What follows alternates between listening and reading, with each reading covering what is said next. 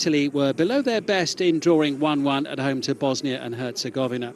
The winners of the group will go through to the finals next summer, or next autumn in fact, while the bottom place team will be relegated to the B League. There's the group as it stands at the moment. Poland and Bosnia and Herzegovina, the other two teams in the group, they meet tonight. And following the results in the opening games on Friday, Italy will already feel an added pressure to get 3 points this evening. The former England international Tony Dorigo is alongside me for this one. I mean, the fact that Italy dropped points in that first match surely sets us up nicely here, because they're going to have to be positive. They are, and of course they are a very confident side. They've had a great run, haven't they, the last 12 or 13 games, only drawing one and winning the rest. So they come here with a positive attitude, and finally we're seeing the rebirth, aren't we, of Italian football, the Italian national side, as we are, of course, for the Dutch as well. I mean, it was unheard of, wasn't it, really? And it's certainly in the modern era for Italy and the Netherlands both to miss out on the World Cup finals when they were held in Russia 2 years ago. It's been onwards and upwards since then. How would you sort of gauge the path that the two of them are on? I mean, is it a similar trajectory? It certainly is, because both are certainly coming back from the depths of what you said there, in that missing one of the tournaments, the biggest tournament, of course, in the World Cup. It doesn't seem right for me not to have the Netherlands and Italy there. It felt very odd, but they were both going through a bad patch. Now, of course, they are going up. However, I do think the Dutch have a far more settled first 11. Mancini is still working, trying to find that right combination. Here we see plenty of changes tonight as well. Well, we see the Dutch team lining up, preparing to come out. What did you make of their performance the other evening against Poland? It was a narrow 1-0 victory. It was. I thought they were by far the better side. I was just waiting for that last bit of magic in the last third. We saw it eventually. Not enough. I thought Memphis Depay was sharp, but they were always in the ascendancy. The better side did win. They needed probably another goal to make it very comfortable. They were well worth their 3 points. Seen something of a lacklustre start from Italy against Bosnia and Herzegovina, when you consider how fantastic they were in qualifying for the European Championships, winning every match. Yes, but I think you have to look at where the Italians are in their pre-season. I think the league is one of the last to start, so clearly they're quite leggy. Not a surprise, I suppose, they are getting off to a slow start. However, tonight they're going to be on it, because this isn't going to be easy. 10 seconds. A reminder, the two teams emerge from different tunnels at the start of this game. And the Dutch team are getting ready to make their way out onto the arena first of all, in front of the empty stands of this magnificent home of Ajax. Well, early season footballing encounters don't get much more inviting than this one. The Netherlands and Italy evoke so many memories of great players and moments over the years, both back on the right path too, after failing to qualify for the last World Cup. The Netherlands winning 6 of the last 7, Italy 11 of the last 12 matches played. It promises to be quite a fight for top place in this Nations League group, but after dropping points in their opening match, the pressure is on the Azzurri to go for all 3 tonight. Tony, I know the players are still getting up to speed ahead of the new campaign, but there's always a real buzz about a meeting like this. You're absolutely right, and it's before the season starts, their league season starts, but these are big games. Whoever you play, these two countries expect so much. Their fans are looking on. Of course, when you do play one of the big boys as well, it adds to the excitement. I'm sure all those players just can't wait to get out there. See Giorgio Chiellini coming out for Italy. Interesting reason given by his manager for his non-appearance on Friday night. It's hard to believe, isn't it? Left off the team sheet, forgot his glasses, so couldn't read it. Oh, my goodness. And Leonardo Bonucci, one of the last to come out, alongside Lorenzo Insigne, as the two teams line up for the anthems. And the first one we will hear is that of the visiting nation, Italy. Van Italië en Nederland. Please rise for the national anthems of Italy and the Netherlands.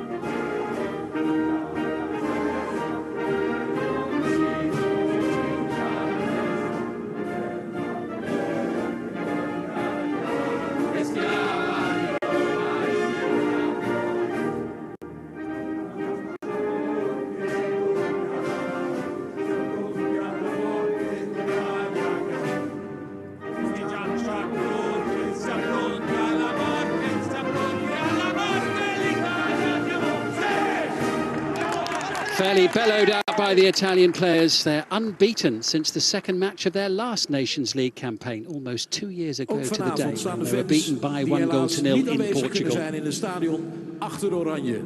Zij zingen het volkslied vanuit huis mee.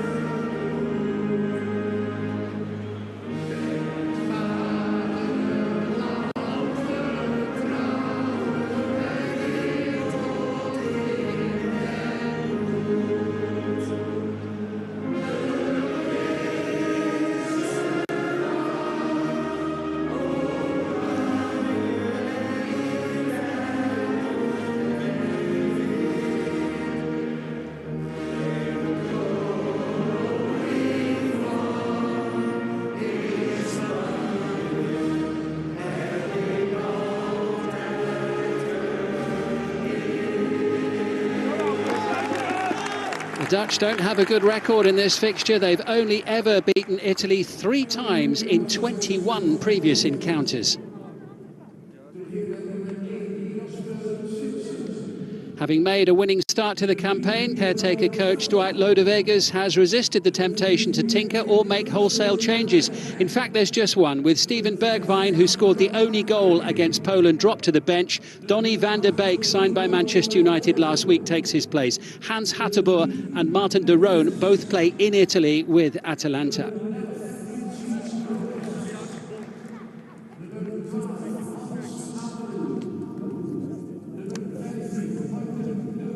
We've got an experienced figure in the middle tonight with Felix Brick from Germany refereeing the match. His recent appointments include the second leg of the Champions League quarter-final between Manchester City and Real Madrid and the Europa League semi-final between Sevilla and Manchester United. It's all changed for Italy. Only 4 players starting this evening did so on Friday. Gianluigi Donnarumma, Leonardo Bonucci, Nicolo Barella and Lorenzo Insigne. Among the changes, Giorgio Chiellini returns to central defence to captain the team. There's a debut for 22-year-old Sassuolo midfielder Manuel Locatelli, a third start for Nicolo Zaniolo, and Ciro Immobile, who scored 36 league goals last season, leads the attack.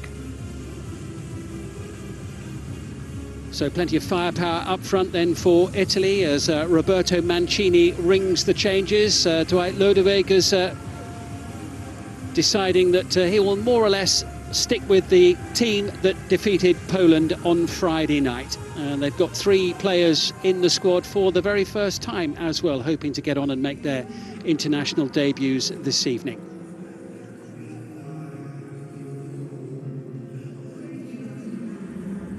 Almost ready to go. Frenkie de Jong there, who played a crucial role on Friday night in the build-up to the goal. And he had a very busy evening as well. Memphis Depay, a player who's a subject of a great deal of transfer speculation at the moment, very strongly linked with the possibility of a move from Lyon to Barcelona.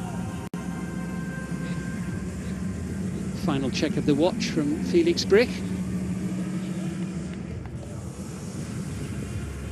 When the music stops, it will be the Netherlands who get us underway. Kicking from left to right in the first half. And already a free kick and a rather enthusiastic jump for the ball there from Hateboer. Yes, from Atalanta. All the Italian players will certainly know a lot about him, but I'm looking forward to this one. 2 heavyweights, aren't they, of the world game? Really making good progress in the last 2 years to get back to where they want to be, right at the top of world football, but they're not there yet. Chiellini trying to play the ball forward. It's broken to Depay. Here now is Wijnaldum. Wijnaldum, who had quite a quiet game against Poland in the opening Nations League encounter on Friday. Hateboer sending it deep. It's a long old chase for Quincy Promes. Quincy Promes, the only player in the Dutch starting 11 who plays in the domestic Eredivisie. Everybody else plays elsewhere.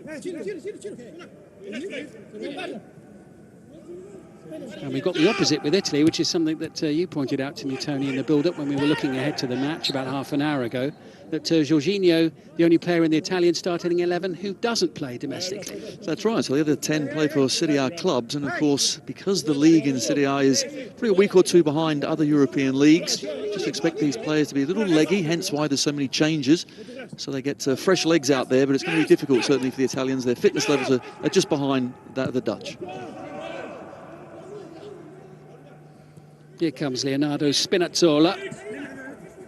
Slight misunderstanding there with Insigne on the near side. Spinazzola winning his 9th cap today for Italy. The Roma player actually made his debut against the Dutch in a 2-1 win in this stadium in March of 2017 in a friendly. Only his 2nd appearance in the last 18 months, actually. But as we mentioned pre-kickoff, plenty of changes for Italy tonight following that, what in their eyes I think was a pretty disappointing 1-1 draw on Friday night. 7 changes in the starting 11. Jorginho sending it to Danilo D'Ambrosio, the Inter player who's playing at right back for Italy this evening. D'Ambrosio, like Nicolo Barella, who's in Italian midfield, has hardly stopped this summer, with Inter going all the way through to the Europa League final, which of course they eventually lost 3-2 to Sevilla. But there's hardly been a break for those players. There certainly hasn't. Of course, successful players and teams, that's what happens, which is what players want to be involved in. Yeah, and Immobile, when he's played for the national side as well, hasn't quite reproduced that form that he's shown for Lazio. However, 36 goals, that's one heck of a season. 36 and 37, wasn't it, in the league last season? It's a 1 in 4 exactly, his rate in terms of goals for the national team. And of course, it doesn't translate exactly, but you'd expect someone who's absolutely on fire for his club side to produce 1 or 2 more, certainly. So hence why Belotti has had 1 or 2 chances as well to play in that number 9 position for Italy. He's got Lorenzo Insigne on the left-hand side and Nicolo Zaniolo on the right. It'll be a free kick. Excited are you by the likes of Zaniolo? Well, Zaniolo's a fantastic player, playing on the right-hand side of a trident up top. Here we see Hateboer and Spinazzola getting each other's way. They already clashed a few times, haven't they? So there must be some history there. Here's Martin de Roon, the other player who's based in Italy, also with Atalanta. Promise, being harassed and hassled by D'Ambrosio, De Jong.